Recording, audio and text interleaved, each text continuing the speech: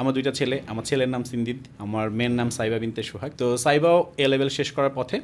তো ও যখন ও লেভেল শেষ করে তখন থেকে আমি ফিল করতেছিলাম যে দেশের বাইরে হয়তো ওরা পড়াশোনা করতে যাবে বা পড়াশোনা করবে। তো এই মার্কেটটাতে আমি যখন ইন করি বা খোঁজ খবর নেওয়া শুরু করি আমাদের বিভিন্ন এজেন্সিতে, তখন আমি এজেন্সির অবস্থাগুলো দেখি যে আসলে অবস্থাটা কী অবস্থায় আছে। তো এই মার্কেটটা বেশ বড় একটা মার্কেট, এবং আমি যখন দেশের বাইরে কনসার্ন করতে যাই প্রায় 14 থেকে 15টা দেশ ভিজিট করার অভিজ্ঞতা আমার আছে, এবং বিভিন্ন দেশের সাথে বিজনেস করার অভিজ্ঞতা আমার আছে। চায়না থেকে আমাদের কিছু প্রোডাক্ট যায় ইউএসএতেও আমাদের বিজনেস আছে। সো ওইখান থেকেই আমার এই বিজনেসটা শুরু।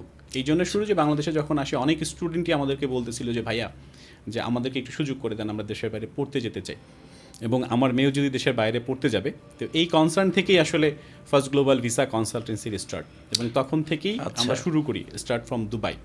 সো এরপর Europe, America, Canada, Italy, first global visa কনসালটেন্সির জার্নিটা ওখান থেকেই শুরু।